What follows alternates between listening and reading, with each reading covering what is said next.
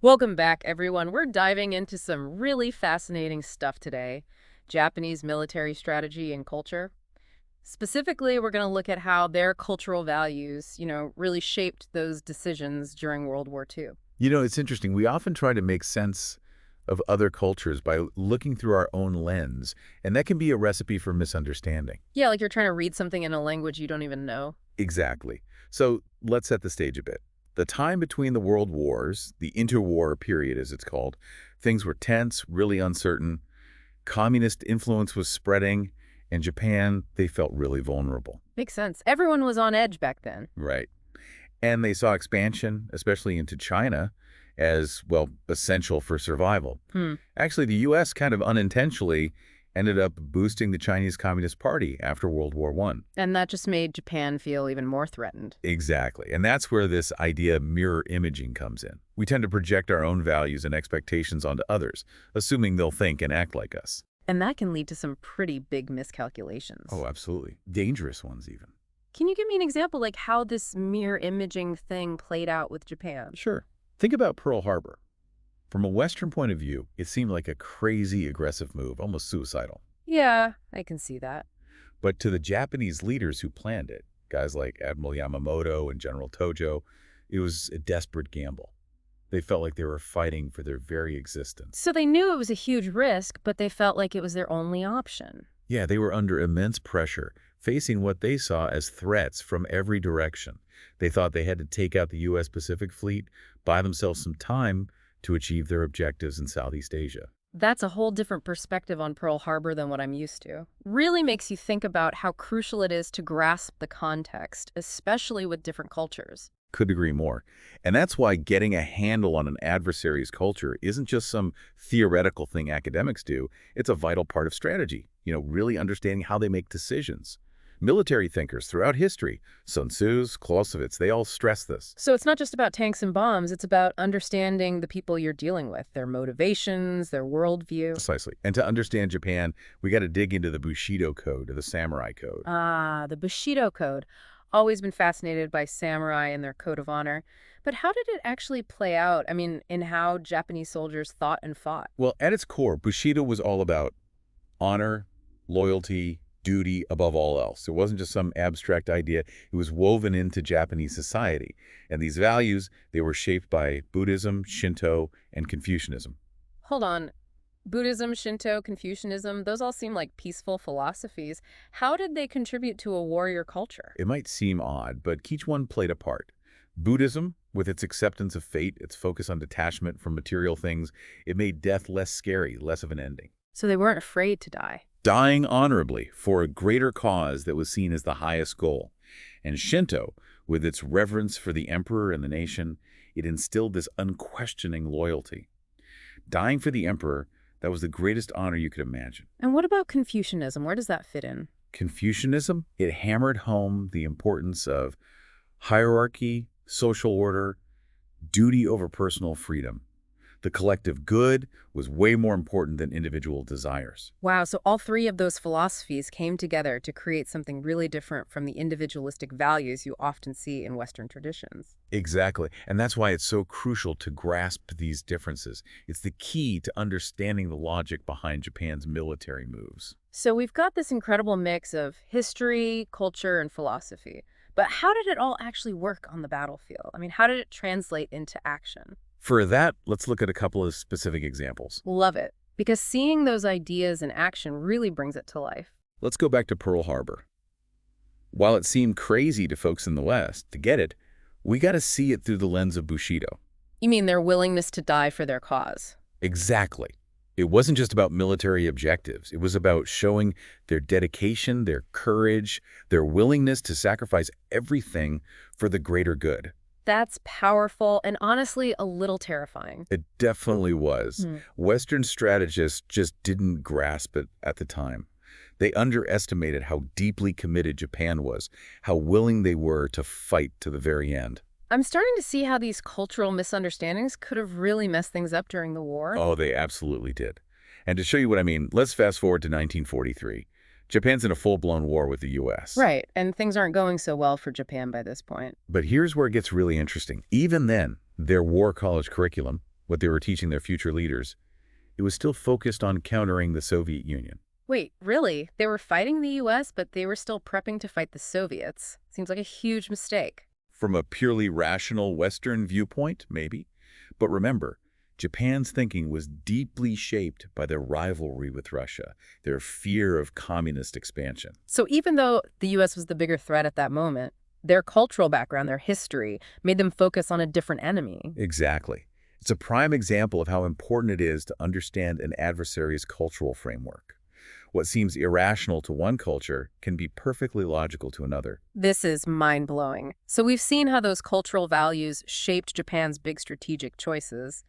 But how did that Bushido code actually play out in their military tactics? Now that's where it gets even more fascinating. Think about the banzai charges, those seemingly suicidal attacks, or the kamikaze missions, pilots crashing their planes on purpose. These weren't just acts of desperation. They were about honor. Exactly. They were rooted in this deep belief that dying for the emperor, for the nation, was the highest honor a soldier could achieve. And the seppuku, ritual suicide. It was a way to atone for failure, avoid capture and the dishonor that came with it. Wow, so different from the Western idea of survival. A key difference, for sure. Western cultures often emphasize staying alive. But Japanese culture at that time, it put collective honor, the willingness to sacrifice yourself for a larger cause, way above individual survival. Which is probably why Western analysts had a hard time with it. They saw it as fanatical, irrational. They missed the cultural context. They were looking through their own lens, that mirror imaging we talked about. Totally. They didn't grasp the cultural logic. So what can we learn from all this? I mean, what are the key takeaways for us trying to navigate a world that's more complex and interconnected than ever? The biggest takeaway, in my view, is that understanding your opponent's culture, it's not a nice to have, it's essential for good strategic analysis, for diplomacy, for avoiding those costly misjudgments that can lead to conflict. So we need to get past our own biases and truly see the world from other points of view, trying to really understand their motivations and values. Exactly. Ask yourself, what are their motivations? What are their values? What are they afraid of? That's how we start to build understanding and find common ground. This reminds me of what you said earlier about understanding being important in any relationship, not just on a battlefield. It's relevant to all of us. Absolutely. Whether it's a rival nation, a coworker you clash with, even family, that principle holds true. Understanding is the foundation for any successful interaction.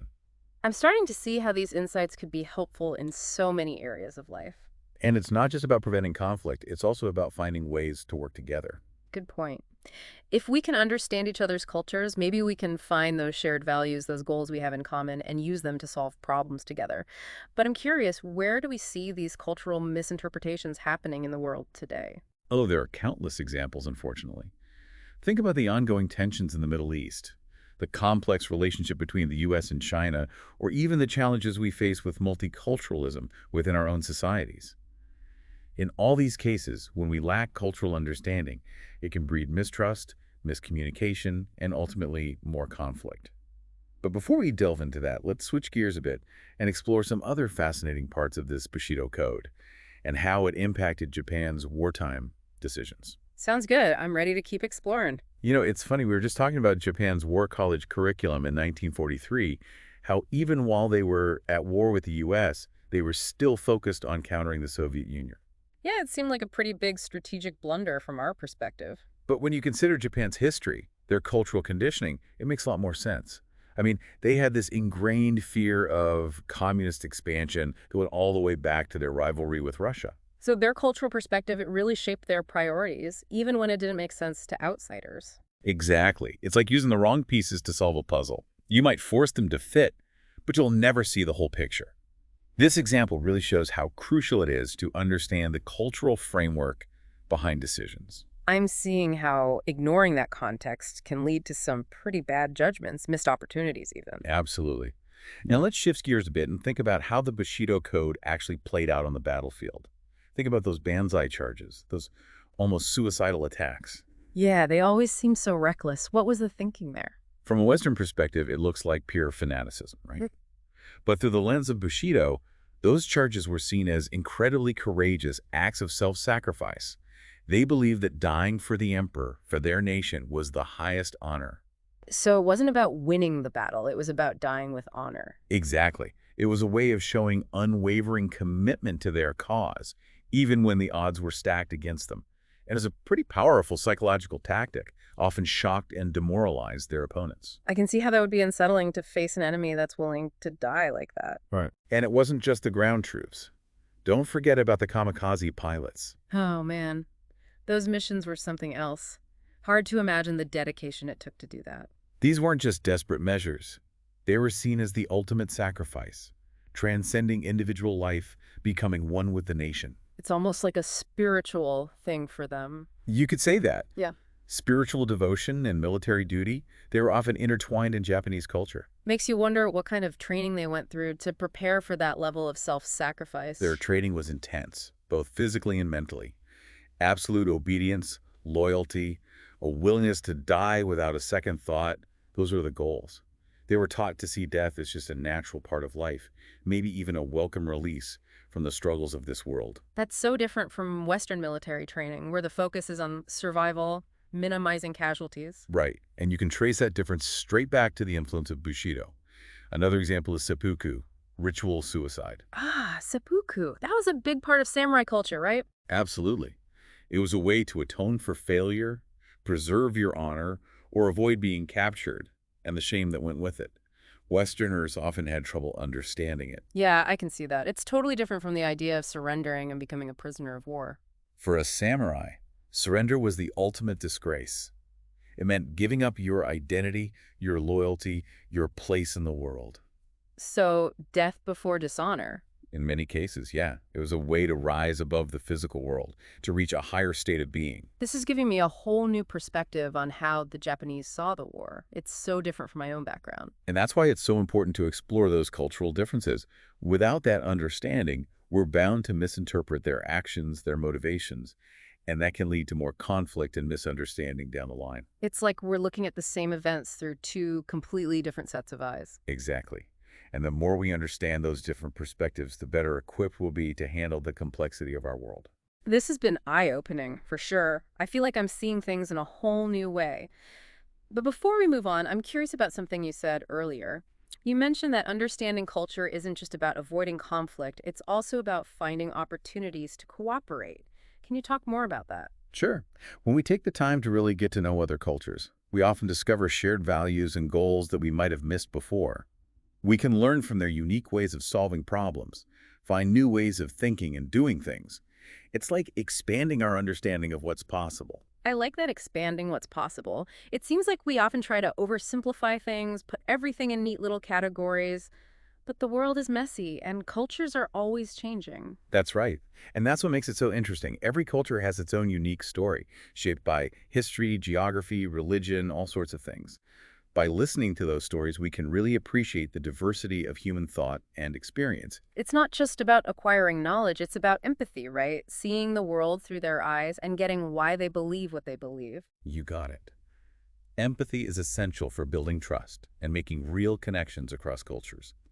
When we can see the world from someone else's perspective, we're much more likely to find common ground and work together towards goals we both share. It sounds like this kind of cultural understanding isn't just for diplomats and world leaders, it's for everyone. It's about building a more inclusive, more compassionate world. Absolutely.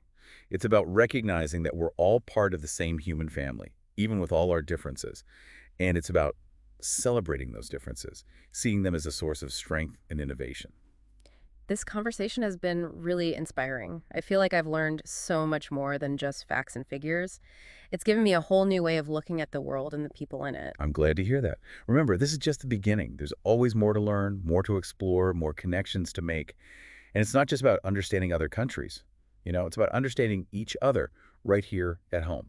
Yeah, you're right. I mean, think about how many misunderstandings happen between people every day just because we're not really seeing things from their perspective. Exactly. We make assumptions about why people do things, what they mean, without really trying to understand their background, their experiences. And those assumptions, they can really damage relationships, create conflict where it doesn't need to be. Absolutely. Whether it's with family, friends, coworkers, that ability to step outside our own heads, to really listen and try to understand where the other person is coming from, that's crucial.